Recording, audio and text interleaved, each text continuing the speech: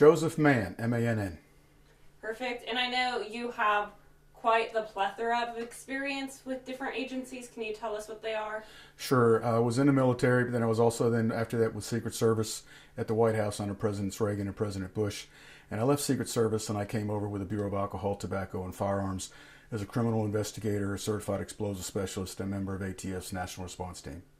And I know we've been talking the past 2 days, and everyone's kind of had their eyes on what's happening with the terror attack on Bourbon Street. So after watching today's latest news conference, tell us what were your biggest takeaways from it? Well, it was nice to find out early on that he acted alone.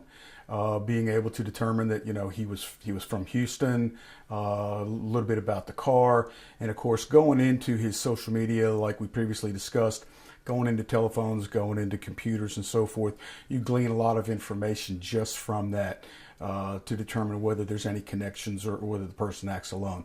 So that was a good thing.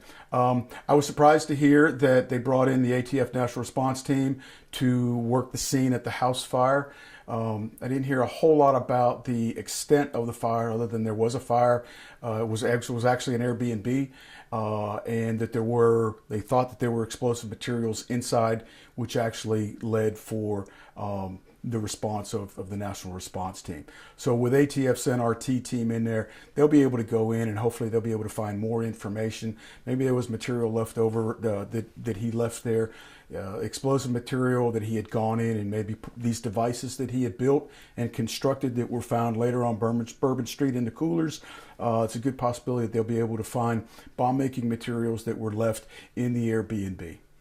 And so I know you touched on ATF working on the house. Can you tell us, when worst case scenario situations like this happen and everyone's kind of put to work, what is ATF's initial response typically like? Well, if we're talking about the National Response Team, the team is comprised of a supervisor and approximately 30 special agents. And these special agents have various backgrounds, from certified fire investigators, certified explosive specialists. They're all criminal investigators. You have canine handlers, the arson handlers. You have chemists. You have engineers. You have structural engineers, and so forth. So the team gets notified from headquarters. They have 24 hours to respond. Once they get there, they all assess. They have a team meeting. The team leader, along with state and local officials that will be there with them, will be able to brief the team on the current matters and where they are.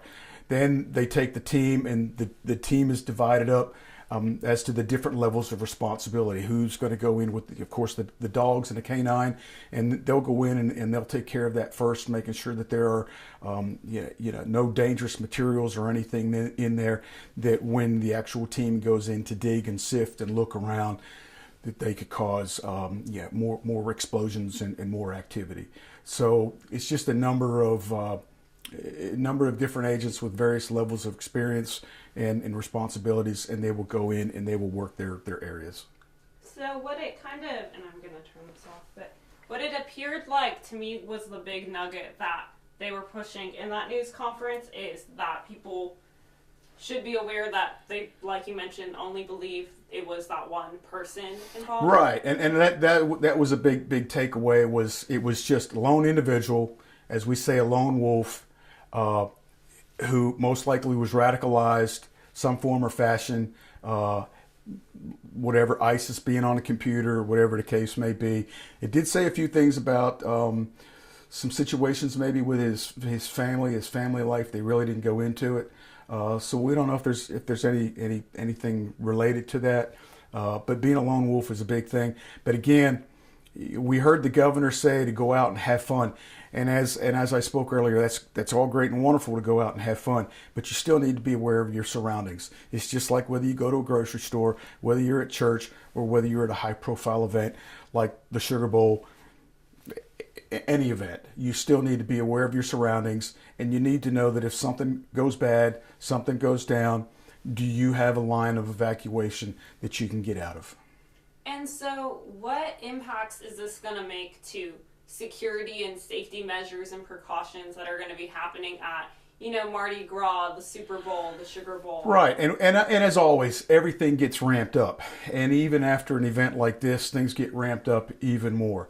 So yes, we have Mardi Gras, and Mardi Gras is wide open. I mean, you go back and look at the Boston bombing, okay, and I mean, you can place a device anywhere, and it's the same with Mardi Gras. You can place a device anywhere.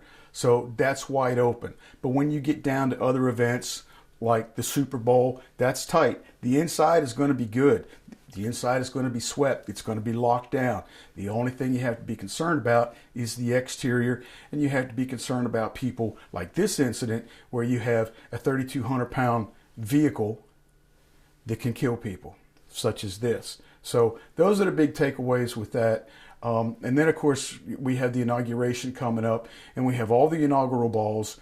And so each one of these locations is going to have security. Each one is going to be high profile. They're all special events. And so when situations I know you mentioned the Boston bombing, but there have been so many throughout the years. Can you kind of explain to us, is the reaction that the federal agencies as well as state and local law enforcement, what they're kind of saying today of, you don't have to be very worried, still enjoy Louisiana. Is that usually the message after these big incidents? Well, most of the time it is, because you can't be worried about this every day. The biggest takeaway is just always be aware of your surroundings. It's not difficult. You don't have to worry about it. You don't have to think that, something is going to happen today or something's going to happen. Just be aware of where you are, sitting in your car. I mean, we can look here in our city, and we can look at the crime rate, and we can look at the number of homicides that we've had each year. We can be in what we consider a safe area of our neighborhood, but there's a drive-by shooting. So whether it's a drive-by shooting or whether it's somebody using a 3,200-pound vehicle as a weapon or something else, just be aware of your surroundings. You don't have to let your guard down. You can still have fun. You can still do all these various activities that you like. Just be aware of where you are and have an avenue of egress in case something happens. And the final question I believe that I have for you is that, of course, we know right now law enforcement and officials in New Orleans are on high alert. If I was a betting man, I'd assume it's probably pretty similar in Houston.